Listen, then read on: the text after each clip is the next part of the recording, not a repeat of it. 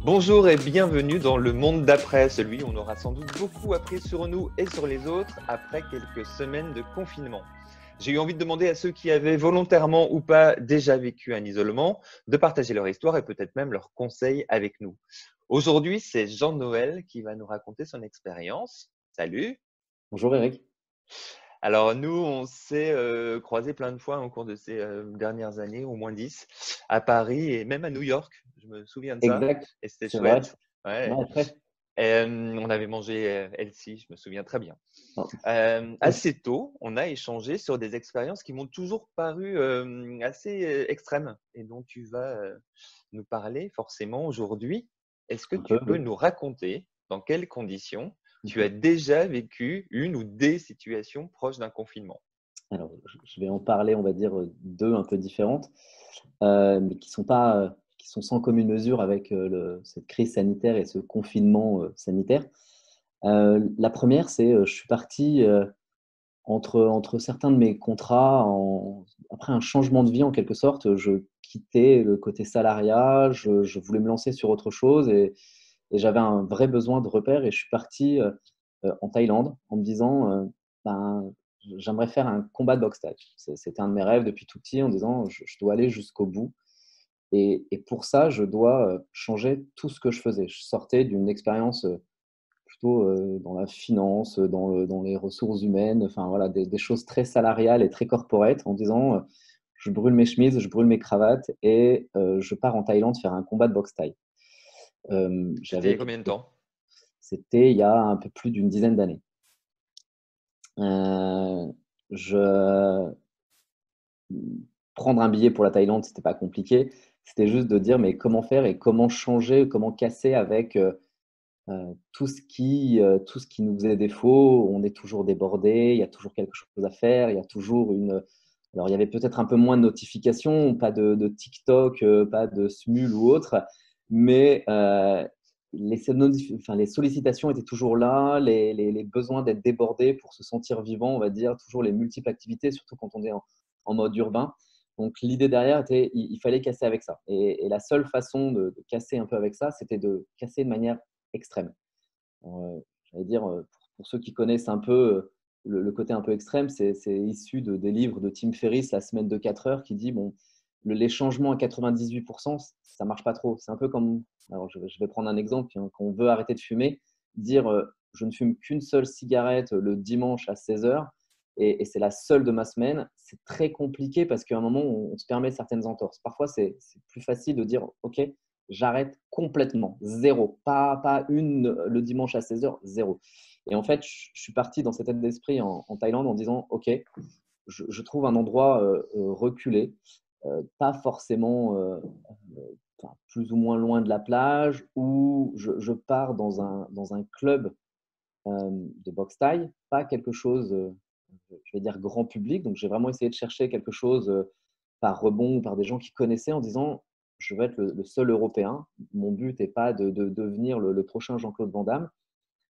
Mon but était d'aller jusqu'au bout de cette transformation et casser avec tout ça. Et j'ai terminé Donc, tu dans. as fait comment pour aller chercher des infos? Tu as demandé autour de toi, tu as regardé sur Internet. Ouais, Comment alors, on part de là et on réussit à trouver le bon endroit pour faire ça? le bon endroit, il est trouvé par des gens qui habitent en Thaïlande et qui sont thaïlandais et qui connaissent un peu. En fait, j'ai eu la chance de travailler en Asie une partie de ma carrière et de travailler en Malaisie, au Singapour et d'avoir pas mal de liens avec la Thaïlande.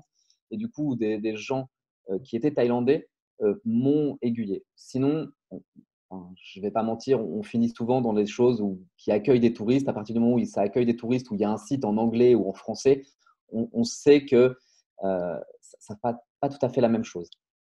Et en fait, enfin, certains clubs ou certains endroits sont gérés par des Européens pour des Européens. Là, l'idée, c'était vraiment de faire une vraie coupure. Et je me suis retrouvé à quelques kilomètres, en plein milieu de la jungle, dans un village à côté d'un temple qui accueillait des enfants, j'allais dire, de la montagne.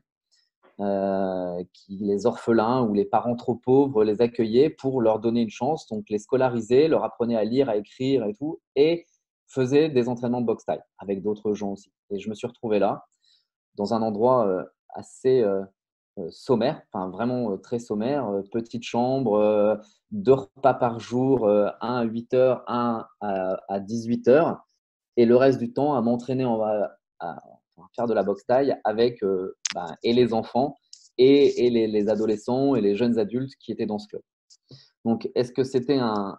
Donc, pourquoi je rapproche ça à un confinement? Parce que j'ai passé 7 semaines à très peu parler avec des gens, puisque du coup, l'anglais n'était pas forcément leur langue maternelle, et surtout à focaliser mon attention sur une seule chose, chose que je faisais jamais. Alors, ça va être un tout petit peu nuancé, puisque du coup, j'avais quand même des livres, je pouvais écrire, j'avais très peu de communication avec l'Europe, puisque du coup, pour rentrer en communication, il fallait potentiellement une borne Wi-Fi, il fallait donc se déplacer au premier village, prendre un premier une première voiture, un deuxième bus, aller trouver un Starbucks ou un équivalent.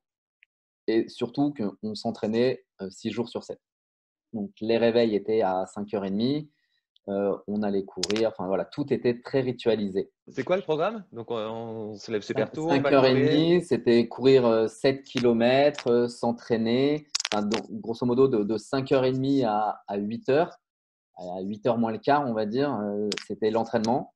8h, petit déjeuner, petite pause, exercice plutôt assouplissement, respiration, toujours pause, repos, enfin sieste et tout ça. Reprise de l'entraînement à 14h, course, et de 14h jusqu'à 17h45, entraînement.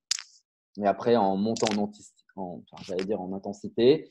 Après, repas 18h, plutôt 18h30, avec un moment de préparation ou de participation à la vie commune. Le dîner. Ensuite, il y avait plutôt nettoyage du camp par tirage au sort ou aide des personnes. Et ensuite, quand on se réveille à 5h30, on ne va pas se mentir, après 7 heures, après 7 heures d'entraînement, pour n'importe quel petit urbain qui pensait faire de la boxe taille, on va se coucher en rampant tranquillement. D'accord, donc Voilà. petit groupe, très occupé, Oui, mais peu de communication parce que peu de barrière de la langue. communication, surtout parce que, et puis avec les gens qui étaient là, enfin, donc les étudiants les plus jeunes allaient à l'école entre, enfin, ne parlaient pas plus que ça, ils apprenaient des rudiments d'anglais. Les jeunes adultes étaient là pour s'entraîner, puisque du coup, c'est un vrai, j'allais dire, vecteur d'ascenseur social. C'est si je deviens bon, je change de catégorie sociale et je peux aider ma famille élargie, je peux envoyer de l'argent. C'était ça, les combats sont rémunérés, enfin, en cas de victoire. Donc, ça veut dire on envoie de l'argent à la famille. Et c'est ça, le but est là en fait, c'est gagner de l'argent et s'élever socialement. D'accord.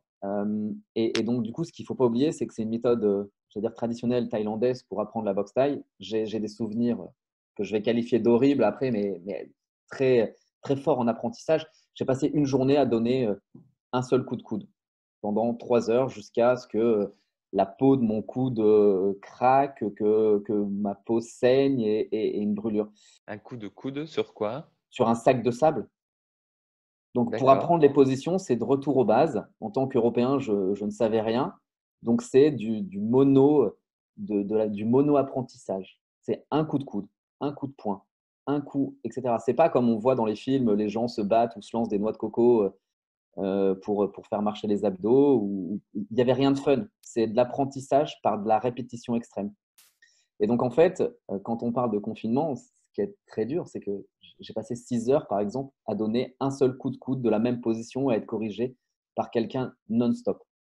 Et au bout d'un moment, enfin, on a deux solutions face à ça. C'est soit on pète un câble, mais littéralement, on devient fou en disant mais pourquoi je fais ça et on essaye de récupérer sa santé mentale en disant je fais qu'une seule chose, qu'un seul mouvement pendant des heures et des heures. Soit on apprend à se concentrer uniquement sur ce qu'on fait en disant: «OK, je le fais. Un moment, ça va s'arrêter et du coup, j'en sortirai plus grand où j'en sortirai, j'aurai compris l'entièreté de mon corps en sortira grandi et intégré. Et pour moi, c'est aujourd'hui, donc tu me posais la question, qu'est-ce que j'en ressors de tout ça? Ben, en fait, c'est ce moment. On sait qu'on va s'en sortir, alors avec plus ou moins de pertes, avec plus ou moins de tristesse, avec plus ou moins de bagages émotionnels. Et, euh, et je sais, chacun est très différent par rapport à ça, hein. C'est vraiment dur à certains moments.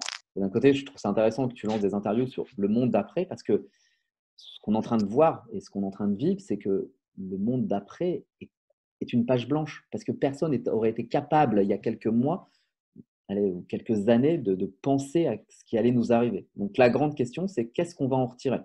D'un point de vue individuel, ben, on en retire qu'il faut peut-être se préparer, euh, pouvoir anticiper et voir les choses différemment. Mais ce qui m'aide, moi, aujourd'hui, dans ce confinement, c'est juste de dire, de garder en tête que on va s'en sortir, on va être différent, mais en même temps, on sera un tout petit peu plus grand de toute cette histoire si on arrive à ne pas oublier. Si je reviens sur l'expérience dont tu parlais, donc pour qu'on comprenne bien, tout ça, Ouais, c'était en préparation d'un combat. ouais, Donc, il y avait une finalité qui oui. était dès le départ dessinée, qui Alors, était un combat auquel tu allais participer. en fait, il n'y avait pas tout à fait de finalité. C'était un objectif, hein, c'était une prise de position plus qu'un objectif, parce que du coup, quand tu rentres dans un club, pour un Européen, les règles étaient simples. C'était de dire, si tu abandonnes un entraînement, tu t'en vas, tu prends tes affaires et tu pars. Donc, c'était vraiment très dur. C'était juste de dire, si, enfin, si tu n'as pas le courage ou si tu n'as pas la persévérance de passer au travers certaines épreuves, tu pars. Si tu ne te lèves pas un matin, tu pars. Si tu te… Enfin, voilà. Alors, je pense qu'il y avait des circonstances exceptionnelles, mais j'ai de la chance. Je n'ai pas été malade, j'ai pas été… Enfin, il n'y a pas eu de choc, je n'ai pas été blessé. Donc, voilà. Ça, c'était la première règle. La deuxième règle, c'était le combat ne peut se faire que sur OK de l'entraîneur, de l'entraîneur en chef, qui trouve un combattant à ta taille, qui trouve un combattant à ton poids plutôt, et sans mettre en risque ou en péril ta santé et la réputation du club. Donc, il peut Donc en fait, déterminer qu'à l'issue de ton entraînement, tu n'es pas prêt pour un bien sûr, combat et du coup c'est que tu exactement n'auras pas ça. de combat. Donc, en fait, Bon, l'objectif, c'est d'avoir la possibilité de combattre, plus que exactement, le combat en lui-même et le fait de exactement. gagner ou perdre. Ouais. Après, juste quand j'y suis allé, c'était vraiment pour changer drastiquement. Encore une fois, je travaillais de nombreuses heures par jour, assis à un bureau, à faire des PowerPoint et des fichiers Excel. Enfin, je caricature. Alors, plus on ajoute les réunions et on ajoute le reste. Enfin, le but était vraiment de changer. Et j'écoutais Victor sur la vidéo qui disait que son confinement lui avait fait perdre du poids. Enfin, et lui, c'était dans un cas vraiment très haut. C'est la même chose. Enfin, moi, au fur et à mesure que les semaines passaient, j'ai perdu du poids. Changement de vie, j'ai perdu 11 kilos. Je m'apprêtais à me battre dans une catégorie qui était inférieure à 53 kilos. Enfin, ça a été un vrai changement tant physique que mental. Et du coup, après, au début, on touche du doigt en disant qu'est-ce que je vais pouvoir faire. Et en fait, on rentre ensuite dans une spirale virtueuse par la ritualisation. Et c'est un des autres points qui est important. Cette ritualisation nous emmène vers ben, je peux y arriver, je peux en sortir, je peux grandir et je peux aller jusqu'à mon objectif de faire quelque chose. Et donc, oui, j'ai réussi à faire ce combat à la fin des 7 semaines. Combat peu glorieux, on va dire, où du coup, Mais tu as été validé pour avoir un combat. ouais, exactement. Donc J'ai ça, été tes validé. quelques semaines ne t'ont pas appris à raconter ou à voir les choses de manière positive, je Si, si, retiens. si, si. Non, Puisque non, avoir déjà été sélectionné pour pouvoir combattre, oui. si je comprends bien, c'était déjà quelque chose. Oui, oui. Après, juste, c'est là où ce qui est important et ce qu'on en ressort aussi, c'est que tu as beau faire des semaines d'entraînement ou tu as beau te préparer en amont, c'est l'humilité de dire il y a des gens qui sont nés pour ça. Là, c'est vrai pour la boxe taille, mais c'est vrai pour d'autres choses. Et le confinement également. Il y a des gens qui sont beaucoup mieux préparés que toi, qui sont beaucoup plus forts mentalement, émotionnellement que toi. Et c'est aussi d'avoir l'humilité de dire, tu peux toucher un objectif du doigt, tu peux aller jusqu'au bout et tu peux en être fier, mais à un moment, il y a des gens qui sont juste à un niveau tellement autre que toi qu'il faut aussi reconnaître ça. Et moi, je vais prendre un exemple criant qui me frappe, c'est les gens qui partent dans des sous-marins. J'ai un de mes amis qui est médecin militaire. Il fait des missions en sous-marin. Honnêtement, quand je vois là, le confinement, ce qui se passe, mais je me dis, mais comment est-ce possible?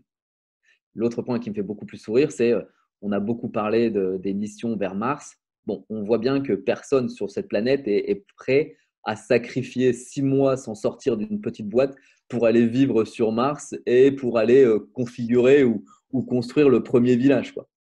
C'est ça. Une question qui revient au tout début, mais qui m'interroge, c'est qu'est-ce qui fait que tu choisis ce chemin-là plutôt qu'une retraite ou une mise en retrait dans quelque format que ce soit? Toi, tu avais besoin de quelque chose de plus extrême quand même, visiblement. Oui, Pourquoi? Ça vient d'où? Il y avait une expérience que tu avais croisée? D'où ça vient? non, non, c'est vraiment d'aller jusqu'au bout. Alors, encore une fois, je parlais de Tim Ferriss et ça m'a toujours beaucoup amusé, cette volonté qu'il avait et qu'il exprime dans ses livres très, très poussés, en fait. Enfin, travailler 4 heures par semaine pour changer son corps, 4 heures. Enfin, il montre des expériences et j'ai une forme de fascination pour ces expériences de contrôle extrême. Un peu comme Wim, qui est le Iceman, qui prend des bains froids, qui monte en haut du Mont Blanc en short et torse nu ou autre. J'ai une fascination sur en fait ce que peut faire le corps humain ou ce contrôle que des personnes peuvent avoir, ou de même que l'ingestion de nourriture. Je pars du principe que si quelqu'un dans le monde peut le manger, pourquoi est-ce qu'on n'en est pas tous capables? Alors après, il y a l'histoire des goûts et tout ça, des allergies, j'enlève, mais j'ai Parce que une dans ton fascination. expérience, tu mangeais des trucs chelous aussi? Ouais, ouais, bien sûr. Enfin, ah non, pas peu en Thaïlande, Ouais. mais je l'ai déjà fait sur d'autres choses parce que c'est la même chose. Moi, koh la partie manger des petits scorpions ou des yeux de saumon ou des choses comme ça. T'adores ça. Alors, Ouais, j'adore ça. on sent que tu en as envie. Ouais, vraiment, enfin, pour l'avoir déjà fait, en fait, je l'ai déjà fait sur d'autres choses. Je pars du principe que ça me fascine de voir que des gens peuvent faire certaines choses et que je me dis, mais en fait, on a tous les mêmes. Alors, il y a le côté aptitude naturelle, mais on a tous une possibilité d'apprendre à le faire, d'apprendre à accepter, de contrôler ce corps. Et ce côté un peu contrôle fric du corps ou autre m'a poussé à faire certaines expériences extrêmes. Donc, je comprends cette expérience en Thaïlande. Voilà. Je crois qu'il y en a une autre en montagne. Ouais, un peu plus, j'allais dire, soft mais un peu différent, mais vraiment pour illustrer que l'expérience même de confinement, quand on parle de confinement, tout le monde ne joue pas avec les mêmes cartes et je ne vais pas rentrer dans un débat sociologique aujourd'hui sur les inégalités, mais tout le monde peut mettre dans le confinement des choses très différentes. Et moi, j'ai été bloqué en montagne, dans un micro-refuge, par une tempête. Donc, on était 3, coincés, on ne pouvait pas sortir. Et après, à un moment, on pouvait dire oui, on aurait pu sortir parce qu'on poussait la porte et on partait. Mais c'était sortir pouvait être synonyme de se perdre, tomber dans un ravin, enfin mourir, quoi. Et c'était vraiment très fort. Donc, à un moment, il y a un choix de dire ok, je ne sors pas, je reste. Et après, sauf que quand vous êtes en montagne, quand vous êtes parti, et là, je vais sortir la carte stupidité. Pourquoi stupidité? Parce que on était mal préparé. Enfin, et on avait beau se préparer ou penser être prêt, on n'était pas assez préparé à ça. Et du coup, se retrouver dans un micro-endroit, et quand je parle d'un micro-endroit, on parle d'un micro-refuge de montagne, 3 personnes, pas de Netflix, pas de livres, des téléphones à moitié chargés ou potentiellement sans réseau, du brouillard partout. Le temps est très long. Combien de Et temps, du coup? Quelques jours, tu as dit? donc, c'était pas, j'ai pas passé une semaine, hein, on est d'accord? C'est, Mhm. on va dire, peut-être 2 morceaux de nuit, donc peut-être entre 2 et moins de 2 jours, on va dire entre 2 et 3 jours, non, moins de 2 jours. Là, pour le coup, le départ a été vraiment très terrifiant pour moi. C'était de dire: «Ah ouais, là, on est vraiment coincé, on a vraiment peu de choses». Donc une partie de ma mémoire l'a vraiment occulté. C'est juste le côté, alerte rouge maintenant quand on doit partir, c'est de dire: «Ouais, on prend, une couverture de survie en plus, on prend une ou 2 barres en plus». Ouais, on part pas les mains vides et oui, on prévoit On toutes les anticipe le pire. situations. Ouais, ouais, Hmm. vraiment, et vraiment le pire, en prévenant, on ne change pas d'itinéraire parce qu'il n'y a rien de pire quand on pense maîtriser un peu la montagne, ce qui est toujours un leurre, hein, c'est ces moments d'extrême confiance. Ah ben, on va changer le parcours. Non, on ne change pas le parcours. Jamais. Une fois que les choses sont définies, on s'y tient et on prévient, etc. Donc, du coup, c'est vraiment ces choses-là. Et tu parlais tout à l'heure d'ennui, d'accepter l'ennui. Ben, ce n'est pas juste une acceptation de l'ennui, c'est une acceptation de l'ennui sous une charge émotionnelle. Parce Hmm. que là, on n'a rien. Qu'est-ce que demain, enfin, qu'est-ce que va être l'après? On ne sait pas quand ça va s'arrêter. On ne sait pas quand on va pouvoir repartir. On ne sait pas. Enfin, et cette angoisse ou cette charge émotionnelle, enfin, pollue une part de l'ennui, une part de tes pensées et tout ça. C'est compliqué de prendre un livre. C'est compliqué de chiller, d'écrire ou autre. Enfin, tout est pesant en fait.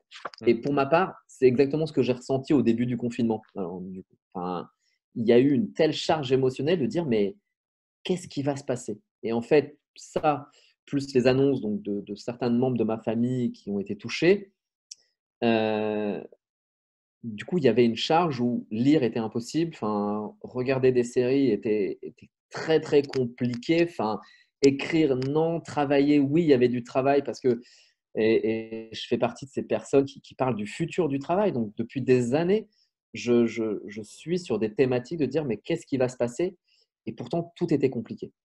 Hmm. Donc, en fait, sur tes deux expériences, tu as retenu, tu m'as parlé de ritualisation, qui était Ouais, importante. Tu m'as parlé de trouver la motivation en sachant que tu vas sortir grandi oui, de moments compliqués. Tu viens de parler de préparation, l'importance de la préparation, d'anticiper des situations compliquées. Euh, Est-ce que c'est des choses qui t'ont l'a fait rentrer, tu penses, dans ce confinement de manière un peu différente? Est-ce que tu les as mises en pratique ou pas vraiment? Parce que s'y préparer alors, n'était pas simple. se préparer n'était pas simple, hein. Enfin, Mm. et je ne parle pas uniquement du télétravail et de l'usage de visioconférences. Alors, il y a des gens qui sont plus à l'aise que d'autres, hein. Donc, du coup, tu vois, je te donne un exemple très précis. J'ai fait basculer une partie de mes cours par visioconférence. Ben, j'étais plus à l'aise que certains de mes confrères enseignants parce que je l'avais déjà fait. Donc, du coup, sur certains sujets, j'étais plus préparé. Mais au départ, quoi qu'on en dise, quand c'est arrivé au tout départ, j'ai eu, c'est ce que j'expliquais, j'ai eu une charge émotionnelle qui m'a fait dire oh, qu'est-ce qu'on va faire. Donc il y a eu un moment de panique, enfin, je pense comme beaucoup de monde, ou je sais pas, mais en tout cas, où ça n'a pas été simple de s'organiser. Ensuite, le côté ritualisation, ouais, je pense que c'est clé. Ça permet sans tomber dans une routine et il faut trouver j'allais dire, le bon équilibre entre ne pas tomber dans une routine de un jour sans fin et ce qui va taper sur le système, mais de dire, OK, j'ai certains rituels, je sais que je peux faire ça. Et pas forcément que des rituels fun, hein. Ça peut être juste s'astreindre à certaines choses, hein. Euh, on voit beaucoup passer des choses, des questionnaires alors sur Twitter ou autre, de dire mais est-ce que vous vous lavez tous les jours? Est-ce que vous continuez de vous brosser les dents? Est-ce que vous continuez? Mais ça peut paraître absurde hein, qui sont pris, mais en fait, c'est des vraies questions. C'est qu'est-ce que vous portez? Est-ce que vous décidez de ce que vous allez porter les matins? Parce que en fait, chaque micro-décision a un impact sur l'entièreté de votre journée et de ce que vous allez pouvoir ou de la façon dont vous allez gérer émotionnellement votre journée. Donc ça, c'est vraiment important. Euh, J'allais dire de manière très bateau, hein, le côté un peu de lâcher prise et de ne pas culpabiliser ou de ne pas s'en vouloir. Sur les deux expériences dont j'ai pris, il y en a une qui est choisie et l'autre qui est plutôt subie.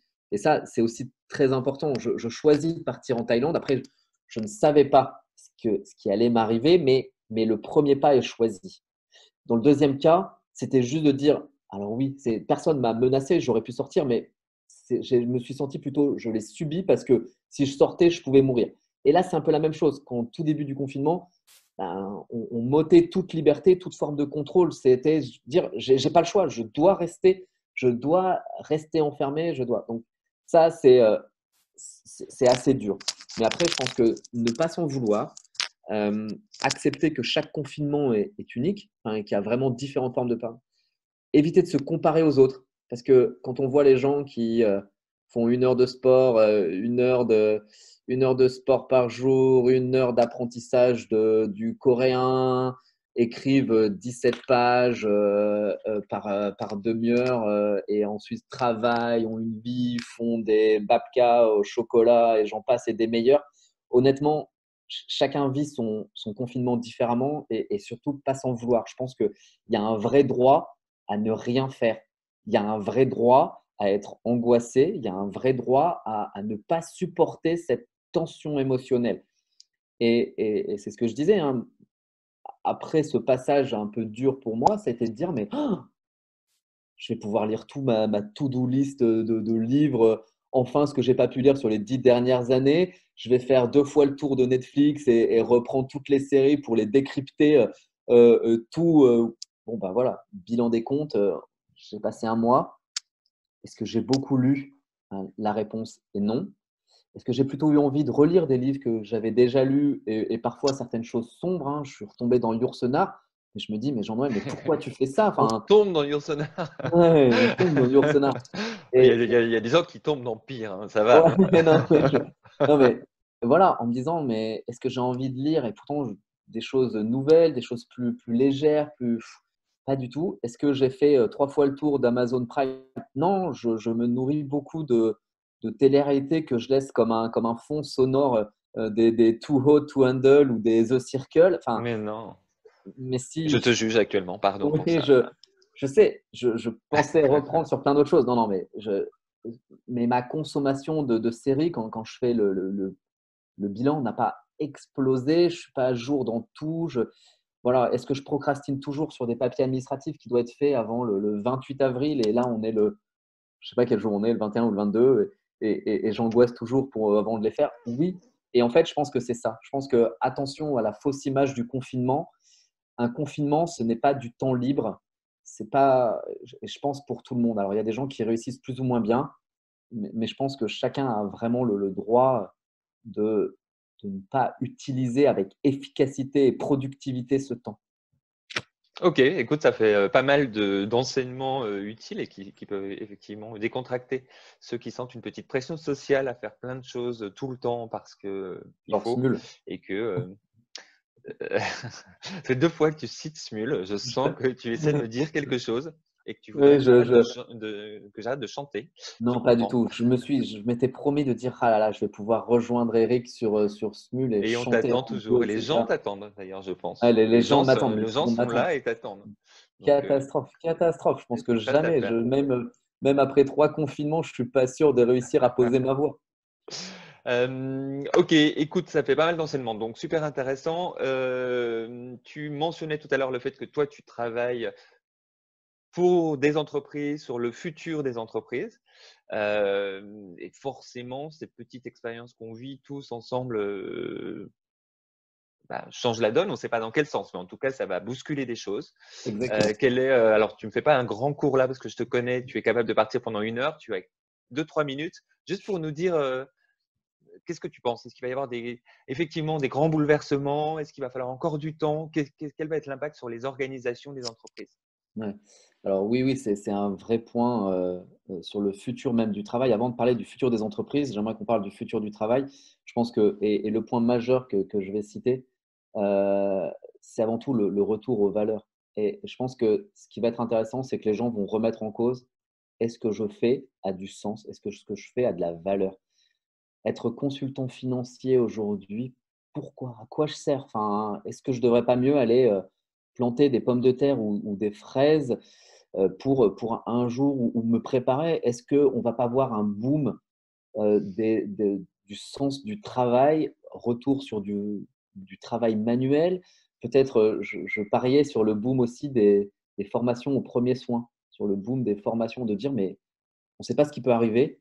Si quelqu'un avec qui je suis proche a un problème, est-ce que je suis capable d'intervenir? Donc, il y a un vrai, et quelques années, on parlait, enfin, quelques années ou quelques mois des bullshit jobs. Bon, c'est vraiment ça. C'est sur le futur du travail, ça va être un vrai retour au sens et aux valeurs. Est-ce que, donc, de manière générique, mais aussi de manière spécifique, est-ce que ce que je fais aujourd'hui est vraiment lié à mes convictions personnelles? Est-ce que mes convictions personnelles n'ont pas été bousculées? Est-ce que, est-ce que je n'ai pas envie de casser avec ce avec quoi j'ai toujours vécu et avec donc là, avant tout, de penser le futur des entreprises, c'est penser le futur du travail. Et du coup, cette notion de sens et de valeur va avoir un impact très fort.